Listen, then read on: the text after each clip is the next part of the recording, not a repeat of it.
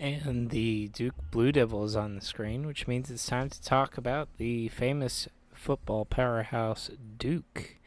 All jokes aside, Duke had a really good season last year, headed by first year head coach Mike Elko, who took them to a 9-4 record and a bowl victory, which was a shocking season from Duke.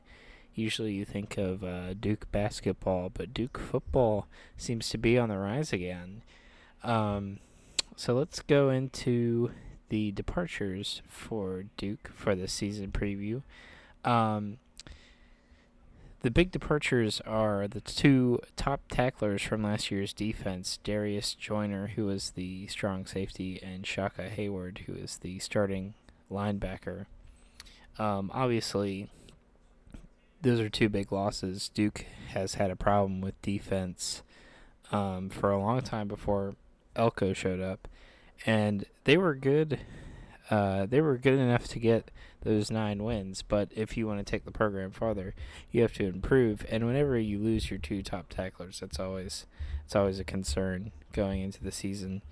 Um, I will say, our rivals. Before I get into those, 18 starters return from last year, giving Duke a strong foundation to build off of. But rivals. Cornerback Al Blades Jr. transfers from Miami. This is a huge pickup for Duke. Some are saying that Duke might be the best secondary in the ACC. I think they'll be behind probably Clemson and Florida State, maybe even NC State. I think those four teams will compete for the top secondary spot. Or secondary unit in the conference, but a good group nonetheless. Uh, and then two linebackers, Luke Margot and Kendall Johnson. You had a third linebacker in your recruiting class, but I think those two will be the ones to add some depth to the position after losing Shaka Hayward. Um, like I said, 18 starters return, which is great for Duke.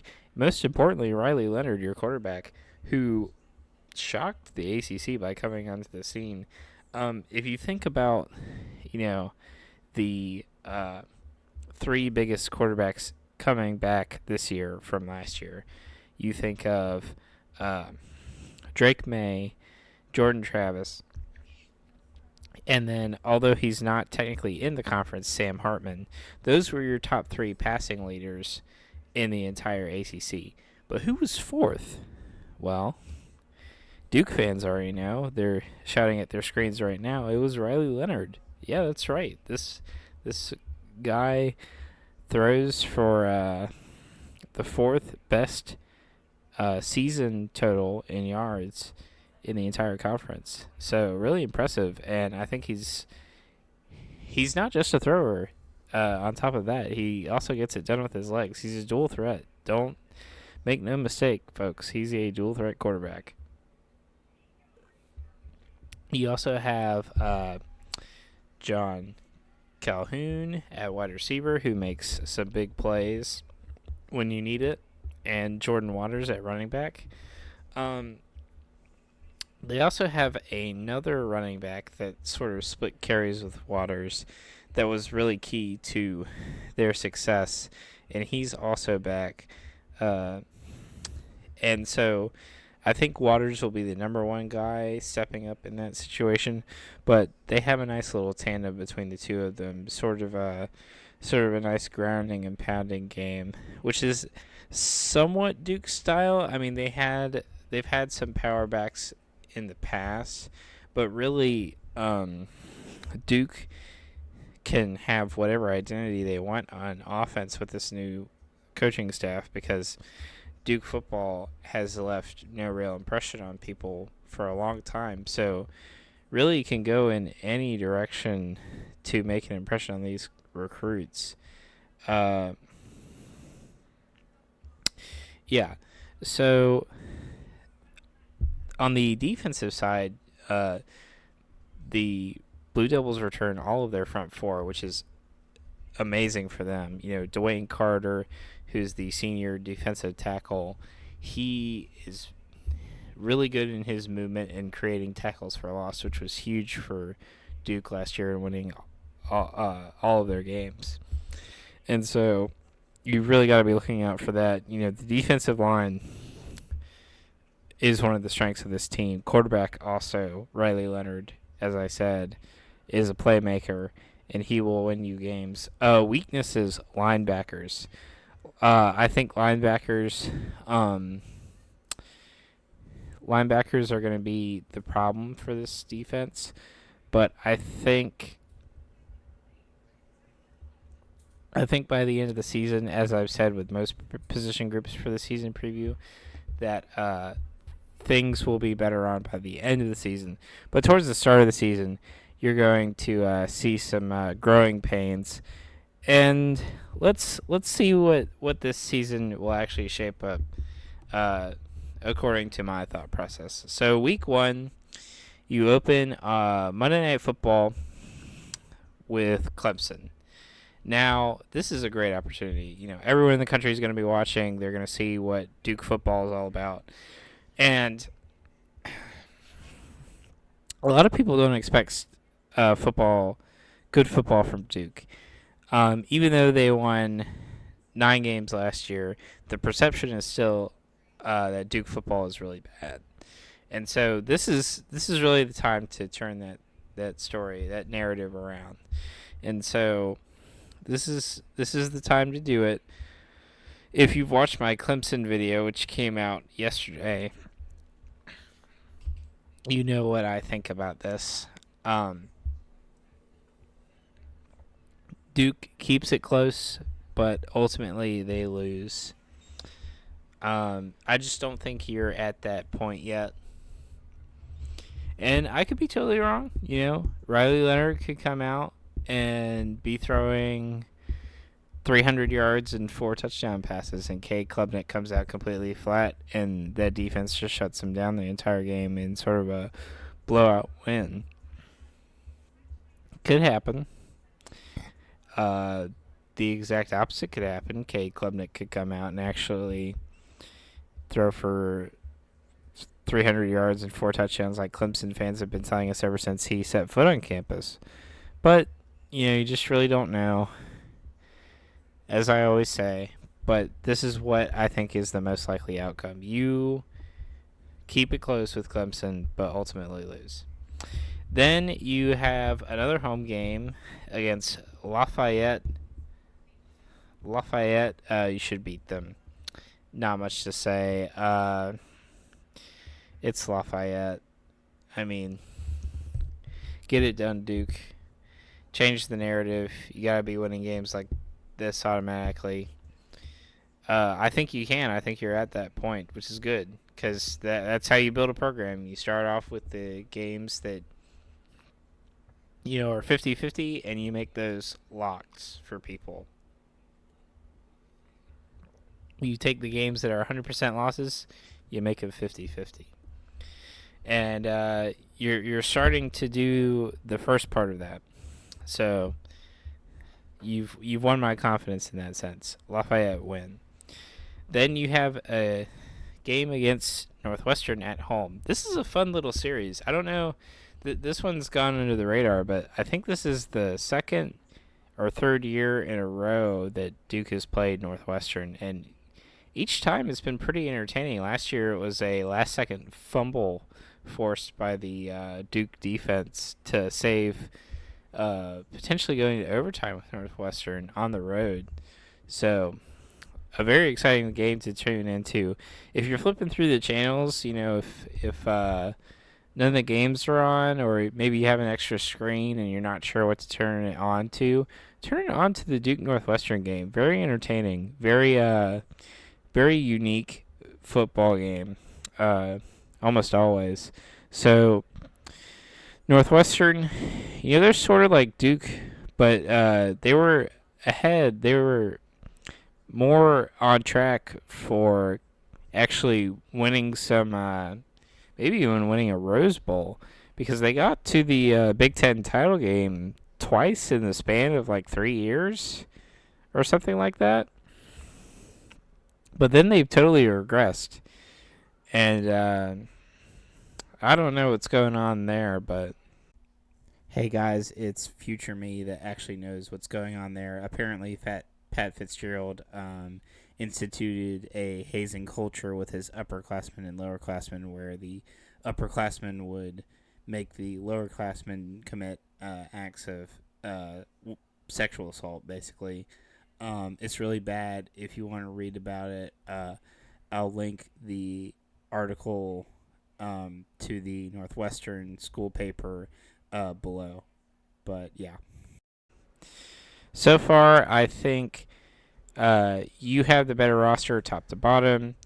You have the much better coach. If you go back and watch that game, watch the highlights, Duke played a more complete game front to back. And I think you'll see the same thing this year, especially since it's at home. And I think front to back, you come out, you play a nice, clean game. It'll be a nice, clean game of football between these two teams. Uh, Duke and Northwestern style play is they know that they can't commit any sort of mistake if they want to have a chance of winning, especially against the big teams. And it's nice to see that style of football being played. So Northwestern, you get the win in a nice, very entertaining game of football that I expect it to be. Then you go on the road to UConn. Sort of the same deal. UConn knows they have to play a nice, clean game, but their coaching staff is not on the same level as either Northwestern or Duke. They're not Power 5, and I don't think it surprises anyone for me to say that you'll get the win here. UConn is they're on the Big East hype train with their basketball, and then football. It seems like they want to come into the ACC so that they have the basketball pedigree, but then they can get their football boosted up, which I don't blame them for. That was the original problem with the Big East, was that they didn't have any sort of football presence, and that's what ultimately killed them. At least the original Big East. So UConn wanting to defect, no surprise there. But you get the win on the road at UConn. Now, you come back home and you face Notre Dame, number 13 Notre Dame. Notre Dame's quarterback is Sam Hartman, and Sam Hartman is he was the quarterback at Wake Forest last year. He beat Wake Forest, so this will be an interesting rematch, but with him obviously on a different team. Here's the thing. Notre Dame has a long winning streak against the ACC, and I think that's ending against Clemson when they play Clemson. So I think Notre Dame's defense, their lines of scrimmage, their defensive line, their offensive line, it's just too much for you, and you lose that game. So you are 3-2 going into your bye week, which comes in week 6, and then you come out at home and play NC State. Now, Duke's 3 permanent opponents in this new schedule model are NC State, Wake Forest, and UNC. So you get all the Tobacco Road schools. Very nice draw. UNC, of course,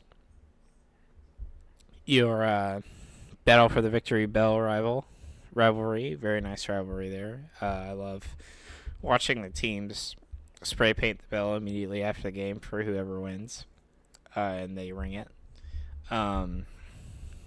It's a very, very nice thing to play for in terms of college football trophies. But you play NC State, someone you don't usually play. I think the last time you played was in COVID year. State won that game, but State,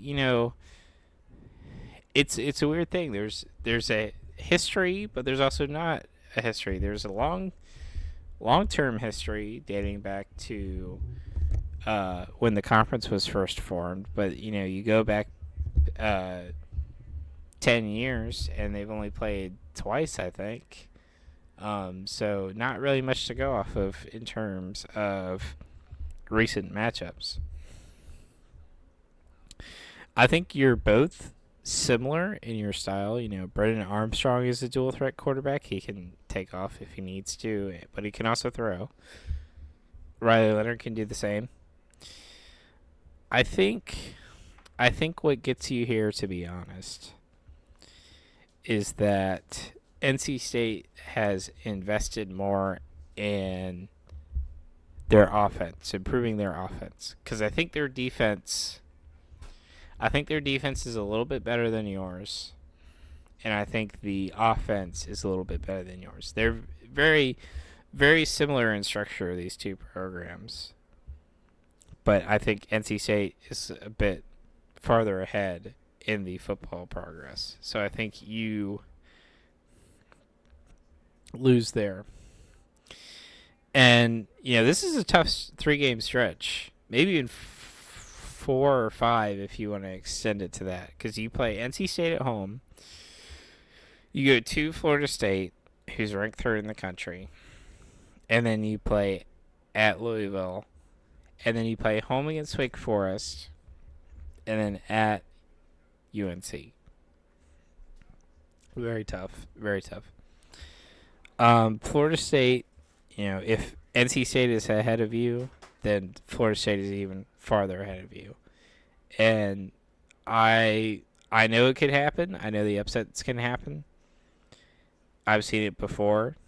But Florida State is just worlds ahead of where you are right now as Duke.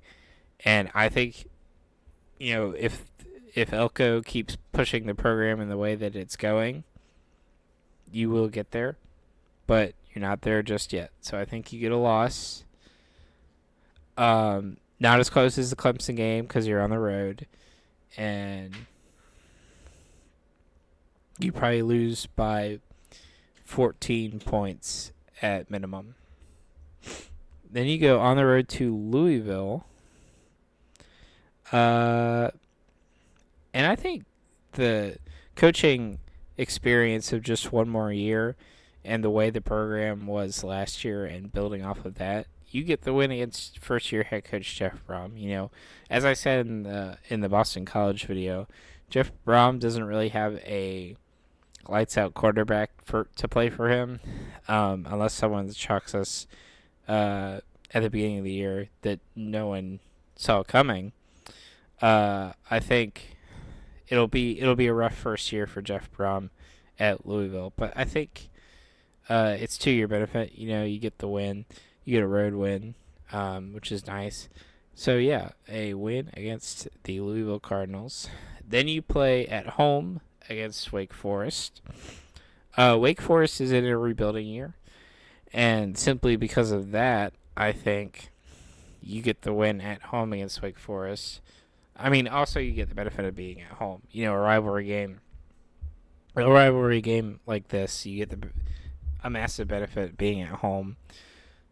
I know that didn't help Wake Forest last year, but it definitely helps you this year, simply because of what you're building off of, the foundation that you laid last year with Riley Leonard and the season that he had, and the defense, the way it played, which was so much better than what Duke was used to 10 years before that.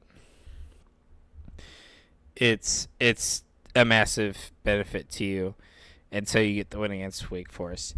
Now, at UNC, I know there are bigger games on the schedule in terms of ranking, than being the teams being ranked higher with Clemson, Notre Dame, and Florida State. But really, the biggest game every year for Duke football is the UNC game. It's just the truth. Um, and this is a really interesting quarterback battle between Drake May and Riley Leonard. And last year, it was a really close game. You were winning near the end of the fourth quarter, and Drake May just drove down and scored that last minute touchdown to take the lead and the win. And honestly, I think you get some payback. I think you guys beat the Tar Heels and give them a taste of their own medicine. I think Riley Leonard has a late fourth quarter drive to upset the Tar Heels at home. Um, and he drives on that defense and just picks them apart, both with his legs and his arm. You know, UNC, the UNC is the team this season that is going to score 30 points a game, and their defense will probably give up 40 points a game. That's just where they're at. I mean, you saw all the transfers. Um, the list of departures for the UNC preview is going to be a mile long just because of what happened this offseason. Um, yeah, they're going to have an elite defense. Drake May will put up some crazy numbers against the weaker defenses in the conference, but when it comes to actually playing a defense like Duke, the way I expect Duke to be, you know, it's going to be rough because this defensive line is legit. The secondary looks like it's going to be legit, and that is what gave Drake May problems. I mean, we saw it against Notre Dame, we saw it against NC State, even Oregon in the Holiday Bowl. They just couldn't. They couldn't score the same way they could in the regular season. Heck, even Georgia Tech beat them, and Georgia Tech was with an interim coach. I mean, what is going on with UNC's defense? You can't even get anyone to come there and play for you. And I don't get it. I don't get how Duke can develop a defense in one offseason and Mac Brown can't. I mean, Mac Brown was at Texas. Come on, Texas is supposed to be famous for having a tough defense, and he knows that. Just doesn't make any sense. I have to say this for the North Carolina season preview, if I really want to do this rant. But UNC, I think you upset them, and you take home the bell. Painted Duke blue. Then you go on the road to Virginia. As I said before, terrible thing that happened to Virginia football. No group of people should ever have to go through the tragedy that struck them last season. I sympathize, empathize, all the feelings, the emotions, the thoughts, the prayers, the grief goes out to the Virginia football program. Just absolutely terrible. But with football, Virginia is still in the process of trying to develop something with Tony Elliott. And Tony Elliott, I think he'll eventually get there, but it's going to be a long road. Virginia is not a four-year project or a 5-year project. I think it's like a 7-year project, maybe even a 9-year project if you can get that long, which I think someone like Tony Elliott can. He comes from Clemson with great success, and his offense was pretty good, with Trevor Lawrence. And I think we will see the slow. It'll be a slow rise. It won't be like I don't think there will be one real breakout season, but we will see it, and I think this is one that Virginia fans just have to be patient with. Um, Tempered expectations is the name of the game in that sense, and I can talk about I will talk about that more in the Virginia video. But Virginia, you get a win against Virginia, um, and you end the game, you end the season against Pitt, and this is an interesting game because you have Phil Dracovic, who is the pure pocket passer. He doesn't really scramble much. His legs his legs were pretty much destroyed last season at Boston College because of the lack of protection. So I expect this to be sort of a run and shoot game with Riley Leonard versus the pure pocket passer in Phil Dracovic. And I think that's interesting. With that added dynamic, and you're at home, and with how good your secondary is supposed to be, I think you get the win simply because you get a lot of pressure on Phil Dracovic and you force some errant throws, you get interceptions, you turn those into points. I see this being I think you win this game 38-21, somewhere around that score, 17 points. You will pull away probably in the second half as the concentration starts to the fatigue starts to set in and the concentration can get lost by some. And I think someone misses a blocking assignment in pass protection, and that forces some an errant throw, probably for a pick six. Yeah, that'll be an entertaining game too. Pitt versus Duke, a battle of really good defensive groups, really good defensive lines. I would pop that one on the TV for a little bit as well if you're just looking for a game. But yeah, I'd like to thank everyone who watched the last video and everyone that subscribed, and I'll see you in the next video, which will be Florida State